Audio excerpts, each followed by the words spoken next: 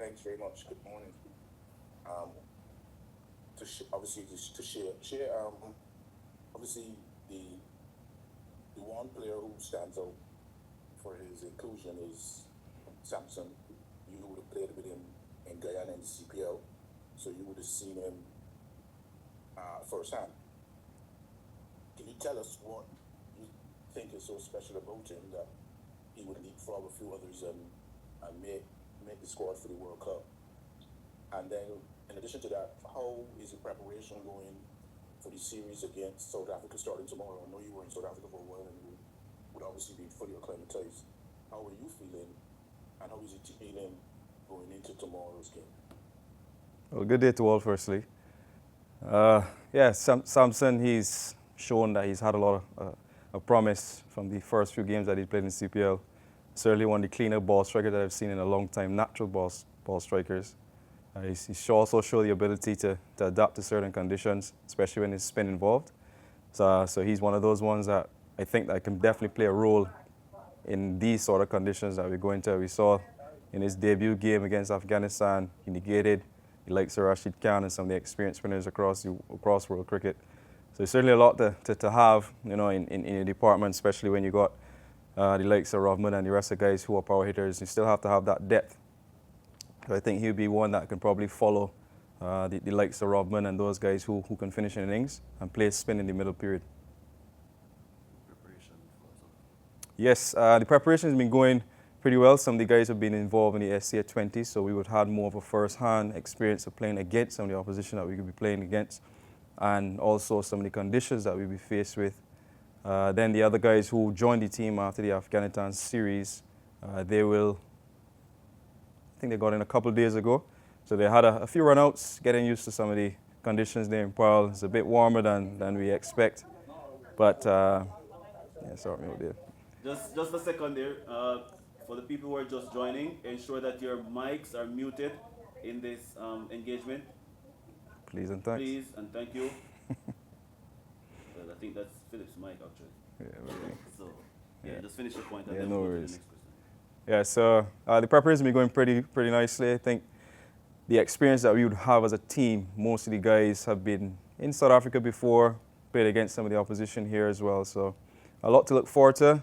And like I said, the experience I think is going to take us in great stead going from this series into the World Cup as well. All right, thank you, Philip. Are the Wanderers, whenever the West Indies play the Wanderers, somehow people make 250 for whatever reason. I know you're not going to predict another 250 or 240, but what is it about that ground that you think is just a scoring frenzy? There's two sides to this one for me. When we played there in the last fixture in SA20, it definitely wasn't a 250 or even 200 plus pitch at that particular stage. So I still think adaptability is going to be the key for us. When we get there, we can't necessarily put a target in front of us. We got to see what it's likely going to play like, and then assess and then see what's the best possible score if we're setting a target, and vice versa if you're trying to restrict them. But yeah, playing at the Wanderers, I haven't played there for West Indies, but seeing all the cricket, seeing the way that runs the score and flow there, as a batter, you definitely want to be playing there. But still, we got to make sure when we go to the ground, we assess and see what's the best possible method to maximize as a unit.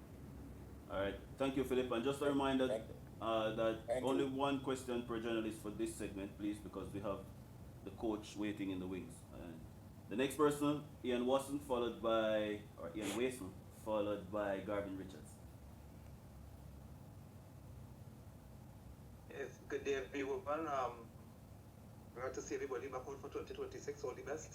Thank you. Skip, good morning. The team has been delayed for reasons because, as stated, that we wanted to see the fitness of Shama and Zari, and the coach wanted to see some options. But given that the squad is released, obviously Azari still not ready to play. How big of a miss is Alzari in this team? We know how much of an impactful player he is in all three formats. He's one of our main fast bowlers in West Indies cricket currently. It's a big miss. We missed him for quite some time now. Having said that, I'm sure the depth that we're trying to continue growing He's doing a pretty good job. We also got some, as you said, the firepower of Shamar Jones with his pace as well. So it's good to see him back. But Alzari, you know, we're going to miss him.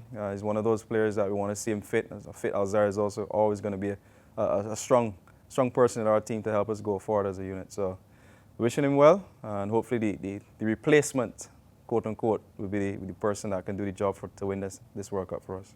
All right, thank you, Ian. Garvin, followed by Shresh from Cricinfo.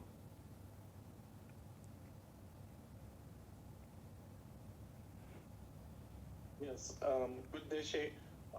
My question is, what do you think will be key to the West Indies for victory in the World Cup? I know for sure that, we've had an issue with the high percentage of dot balls. So, what are some of the areas you think the West Indies will need to improve on as we head into the World Cup? You just hit the nail on the head. That's the first thing I was going to mention from a batting standpoint. I just think execution with all three facets of the game, especially from a bowling standpoint. When we find ourselves in pressure situations, the better we execute and the better we hold our nerve. I think that's going to be the defining factor of how many games we win and lose. From a batting standpoint, as you mentioned, dot balls have been our Achilles heel for quite some time. And it's important that as batters, as long as we limit those dot balls, and we've naturally got power hitters, guys who score freely and know how to get boundaries. So if we can limit those dot balls with the boundaries, then we're going to give ourselves the best chance of maximizing runs and scoring big totals or chasing anything that teams put on the board. All right, thank you, Garvin. Shresh, followed by Akeem Green and Dennis Heath. Hi, good morning, guys.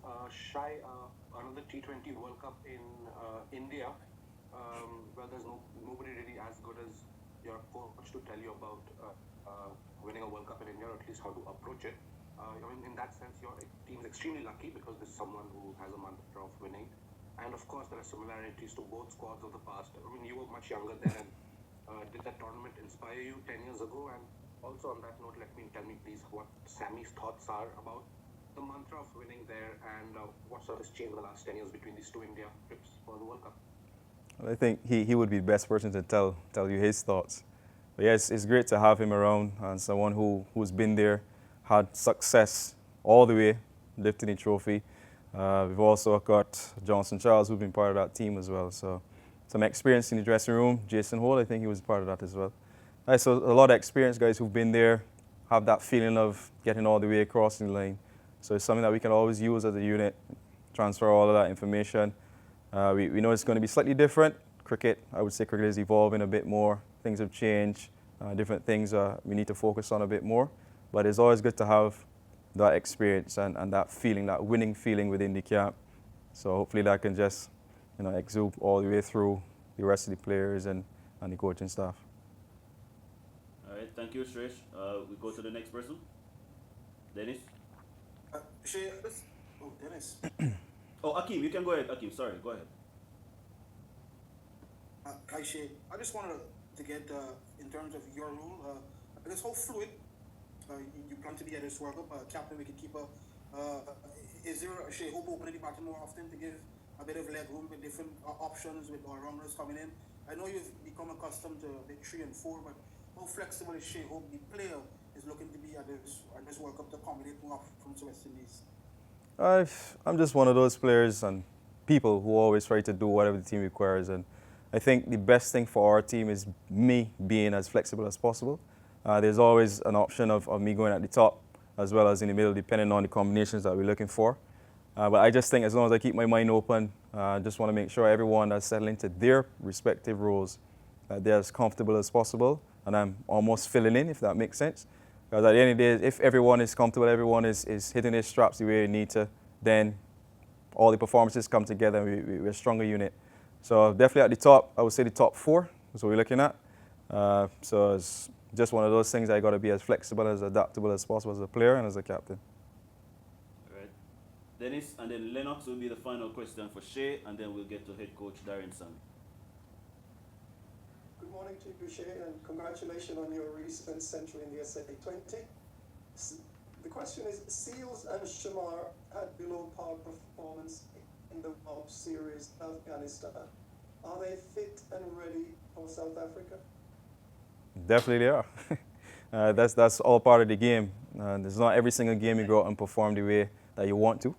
It's not a concern for me, especially knowing the caliber of players they both are and what they can do for the team. Just about making sure that they both have the right confidence and workload going into these next few games and then into the World Cup. They've shown that they can get the job done several times. So it's just like I said before, the execution is the main factor for me. As long as we execute it in the way we need to in all areas of the game, whether it's in the power play, middle and back end, then I think the rest would just take care of itself. Not necessarily looking at the end result, but the process for me is the biggest thing. And so from their standpoint, I'm not too worried or concerned about your phrase, subpar performance. But I know what they're capable of doing, and I'm looking forward to seeing them grow and grow as two of our main fast bowlers. All right. Thank you, Dennis. Lennox, final question for Shai.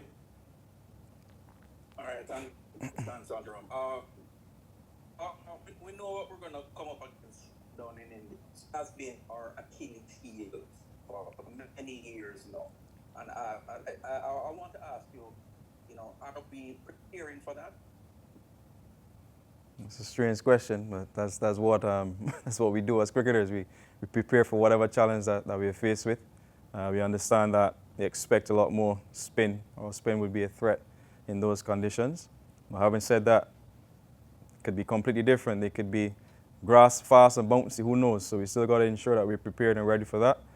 So we still have an understanding that we can always have to change the way we go about playing our innings as batters and as bowlers, how we got to assess certain conditions where we got to take more pace off, if you got to take the pitch out of the equation. But again, we just got to adapt and ensure that we cover all the bases that we need to cover. All right. Thank you, Lennox.